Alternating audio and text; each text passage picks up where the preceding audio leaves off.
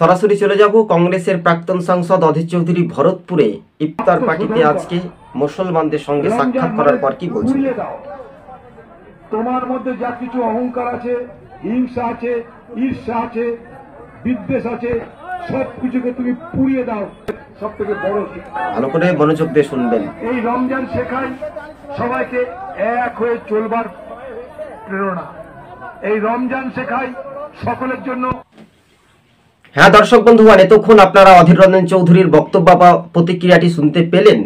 ভরতপুর নিজের এলাকার ভূমিপুত্র বলাই যেতে পারে, প্রাক্তন সাংসদ, সরকারে নেই কিন্তু দরকারে রয়েছেন অধীর রঞ্জন চৌধুরী।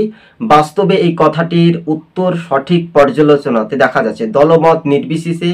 অর্থাৎ এই যে মাহে রমজান মাস, পবিত্র রমজান মাস চলছে, আর সেখানে আমরা দেখেছি যে অধীর চৌধুরীকে সরাসরি মজলিস কমিটি বা মাদ্রাসা প্রাঙ্গণ কমিটি থেকে একটা চিঠি দেওয়া হয়েছিল যে আপনাকে আসতে হবে আমাদের ইফতার পার্টিতে, আপনি কিছুটা মূল্যবান তথ্য বিশ্লেষণ করবেন। ধর্মীয় মতাবেগ অনুসারে অধীর রঞ্জন চৌধুরী ভালো কিছুটা তথ্য বিশ্লেষণ বললেন, কিন্তু এটাই মানুষের একটা অঝরে দেখার বিষয় রয়েছে যে আগামী দিন অধীর রঞ্জন চৌধুরীকে যে লোকসভা ভোটে বিগত দিনে হারিয়ে মানুষ কিন্তু একটা ভুল করেছিল, তাই না? এই বিষয়বস্তুটা ভালো করে মনোযোগ দিয়ে শুনে রাখবেন, কেননা একদিন সুখ চাইতে শান্তি ভালো, তা করতে গাছতলাই ভালো।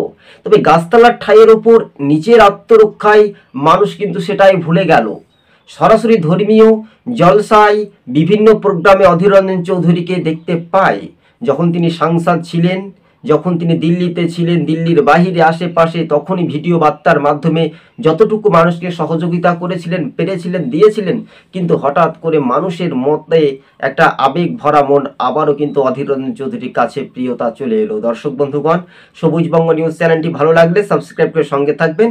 আজকে ছিল আমাদের এই পর্যন্ত প্রতিবেদন রাজ্য রাজনীতির বিষয়টা নিয়ে, কিন্তু এটা নয় দলমত নির্বিশেষে অধীরের গড়ে আবারও মানুষের রাজনীতিক উৎসবের একটা ইতিহাস জাগছে মুর্শিদাবাদে।